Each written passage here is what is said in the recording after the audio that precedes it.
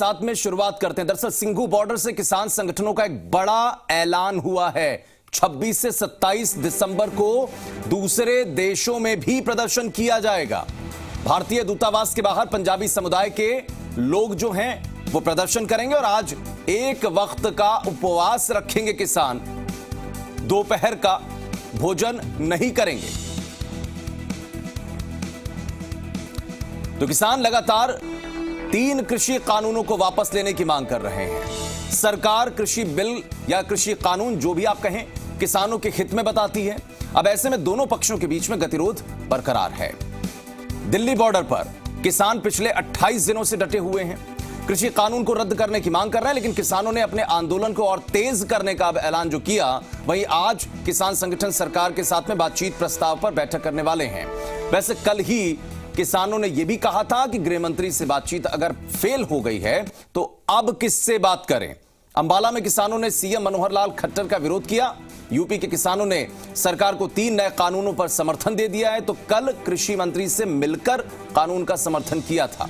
ये तस्वीरें कहीं ना कहीं इस पूरे किसान आंदोलन और तीनों कृषि कानूनों से जुड़ी दिखाई पड़ रही है।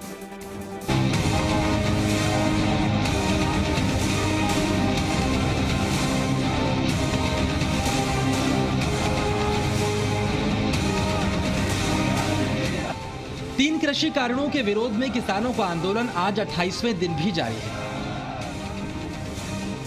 लेकिन आज का दिन किसानों के लिए बेहद खास है। आज देश किसान दिवस मना रहा है। किसान दिवस यानी किसानों का दिन। और इस दिन भी देश के किसानों और सरकार के बीच कृषि कानूनों पर गतिरोध बरकरार है। लेकिन अपने विरोध को दिखाने के लिए किसान दिवस के दिन किसानों ने एक वक्त का खाना नहीं खाने का ऐलान किया है।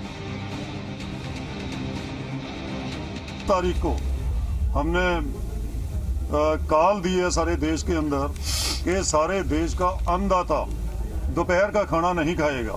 ये मैसेज देने के लिए कि जो अन्नदाता है सारे देश को खिलाता है, क्योंकि सरकार ने कानून हमारे खिलाफ बनाए, इसलिए हम एक वक्त खाना नहीं खाएंगे। ये एक मैसेज है, सिंबॉलिक।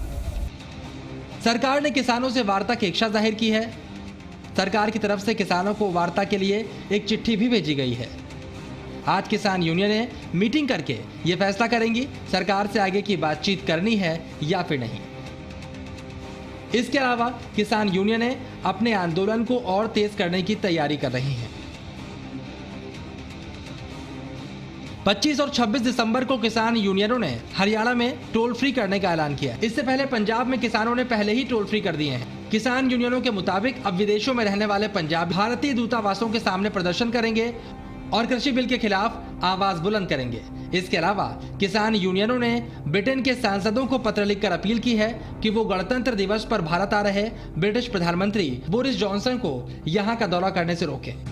चाहे अमेरिका हो, कनाडा हो और इंग्लैंड हो, दूसरे देशों के अंदर भी, पर अब 2 दिन के लिए हमने यहाँ से जो 32 ऑर्गेनाइजेशन 40 ऑर्गेनाइजेशन है उनकी तरफ से कॉल अपॉन किया है, जो अब्रॉड में इंडियन है, पंजाबी हैं, कि वो अपनी अपनी इंडियन एम्बेसी के सामने धरने मुजाहरे करें और मेमोरेंडम दे करके इंडियन गवर्नमेंट को कंपेल करें कि वो जो एंटी फार्म्स लॉज बने हैं उनको वो रिपील करे, वापस करे, रद्द करे। एक तरफ पंजाब के किसान 3 नए कृषि कानूनों का विरोध कर रहे हैं, दूसरी तरफ यूपी के किसान संगठनों ने कृषि मंत्री नरेंद्र सिंह तोमर से मुलाकात करके कृषि कानूनों का समर्थन किया। इन किसान यूनियनों ने कृषि मंत्री से नए कृषि कानूनों में संशोधन नहीं करने की अपील की है। अनेक किसान यूनियन के पदाधिकारीगण आए थे और उनकी ये चिंता है कि सरकार बिलों में कोई संशोधन करने जा रही है। उन्होंने कहा कि ये बिल किसानों की दृष्टि से बहुत कारगर हैं, किसानों के लिए फायदे में हैं और बिल में किसी भी प्रकार का परिवर्तन नहीं किया जाना चाहिए। ये मांग करने के लिए वो आए थे। उन्होंने अपनी बात भी की, उनके मन में जो भ्रांति थी और बाकी जो समस्याएं थी उन पर भी चर्चा हुई। MSP वो लागू रहनी चाहिए और बाकी सारा बिल हमारे किसानों के हित में है। बस सिर्फ MSP को लेकर उन्होंने कहा जारी रहेगी।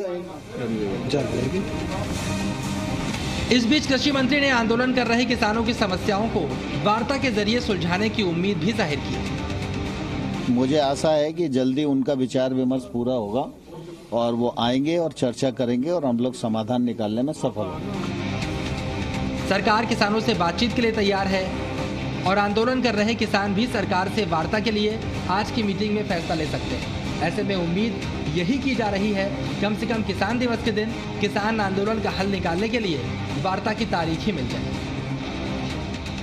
ब्यूरो रिपोर्ट, जी मीडिया।